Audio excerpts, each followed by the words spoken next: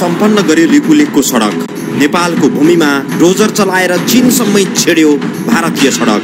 चिल्लो कालोपत्रे सडकमा आफ्ना नागरिक गुडाएर मानसरोवर पुर्याउँदै अमरसिंह थापा र भीमसेन थापाहरूले गाडेको नेपाली किल्ला भारतीयहरूले भत्काई छाडे। हेर्नुहोस्, यस्तो छ हाम्रो लिपुलेखको पछिल्लो अपडेट। भारतले नेपाली भूमि लिपुलेख र कालापानी कब्जा जमाएर कैलाश मानसरोवर जानका लागि सडक निर्माण सुरु गरेको त सबैलाई थाहै छ। तर त्यो सडक कहाँ पुग्यो, अहिले के भइरहेको छ, यो बारे नेपालबाट कोही कसैले एक शब्द बोलेका छैनन्। न सरकार बोलेको छ, न राष्ट्रवादी कहलिएका कुनै नेताहरू।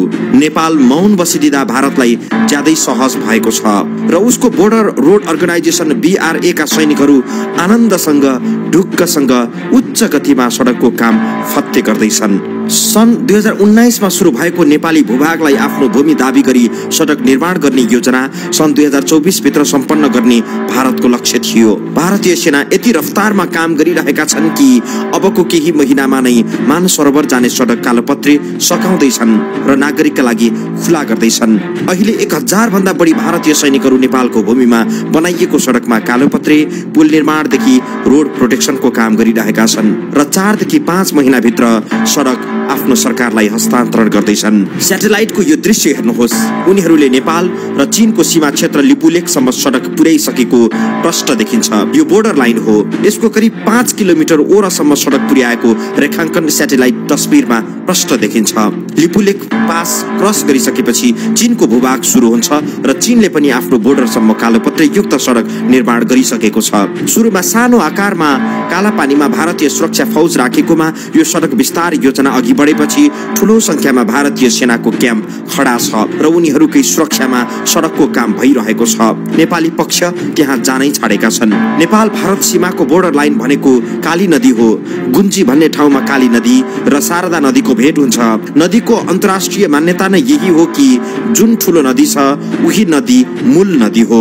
स्याटेलाइट तस्बिरमा पनि प्रष्ट देखिन्छ कि दायाँ तर्फबाट बग्दै आएको शारदा नदी भन्दा निकै ठूलो बायाँ तर्फबाट बग्दै आएको काली नदीको आकार छ। गुगलले पनि यो नदीलाई शारदा नदी नै भनेर लेखेको छ।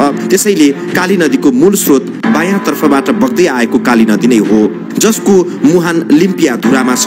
बायाँ तर्फको नदीलाई नै काली नदी मान्दा भारतको मानसरोवर जाने सडक छिचोल्न सम्भव छैन। त्यसैले शारदा नदीलाई काली नदी मानेर व्याख्या गर्न थाल्यो। सन् 1816 को सुगौली सन्धि अनुसार नेपाल भारत सीमा काली नदीले छुट्याएको भनेर लेखिएको छ। त्यसैले शारदा नदीलाई काली नदी भनेर व्याख्या गर्दै भारतले गुन्जीबाट सोझै दायाँ तर्फ मोडेर शारदा नदीको तिरैतिर सडक खनेर चीनको बोर्डर लिपुलेखसम्म पुर्यायो। गुन्जीसम्म भारतले खनेको सडक उसकै भूमिमा थियो, तर गुन्जीदेखि शारदा नदीलाई काली नदी भन्दै भारतले नेपालमा खनेको सडक करिब 22 किलोमिटरको छ र यो सडक लगभग सम्पन्न गरिसकेको छ। सुरुमा त भारतले लिपुलेखसम्म ट्र्याक निर्माण गरिसक्दा पनि नेपाल सरकारले थाहा पाएन।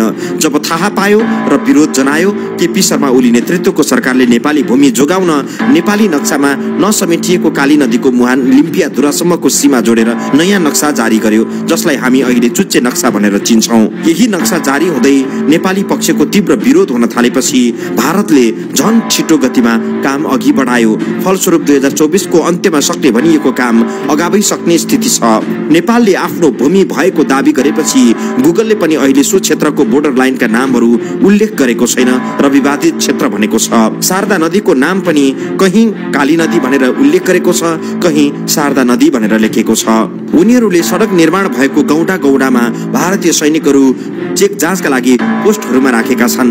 भारतीयहरू यो मार्ग हुँदै कैलाश मानसरोवर यात्राका लागि जान थालिसकेका छन्। भारतीयहरूले यो सडकको नाम नै कैलाश मानसरोवर यात्रा भनेर नामाङ्कन गरेका छन्। यो भिडियोमा हेर्नुहोस्, यात्राका लागि औपचारिक सडक नखुलाए पनि भारतीयहरू फाट्टफुट्ट यात्रा गर्न थालिसकेका छन् र उनीहरूले भिडियो मार्फत जबरजस्ती शारदा नदीलाई काली नदी भनेर व्याख्या गरिरहेका छन् र नदी भन्दा पारीको भूभाग नेपाल हो भन्दै गलत तथ्य प्रचार गरिरहेका छन्। केही महिना अघि भारतीय प्रधानमन्त्री नरेन्द्र मोदी स्वयं गुन्जी पुगेका छन् र पूजा अर्चना गरेको फोटो सार्वजनिक गरेका छन्। तर मोदीको भित्री उद्देश्य लिपुलेख हुँदै निर्माण भइरहेको सडकको स्थलगत प्रगति अवलोकन गर्नु थियो।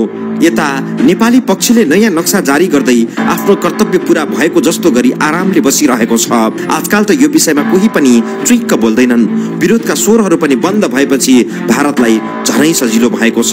केही महिनामै सडक खुला गरेर दैनिक हजारौं आफ्ना नागरिकलाई कैलाश मानसरोवर यात्राका लागि भारतले चीन पुर्याउँदैछ र लिपुलेख भारतकै हो भनी थप प्रमाणित गराउँदैछन्। नेपाल फेरि पनि कर्मकाण्डीमै सीमित हुने देखिँदैछ। यदि त्यसो होइन भने नेपाली पक्षले जोडका साथ अन्तर्राष्ट्रिय मञ्चहरूमा आफ्नो भूमिको रक्षाका लागि कैरन गर्नुपर्ने हो।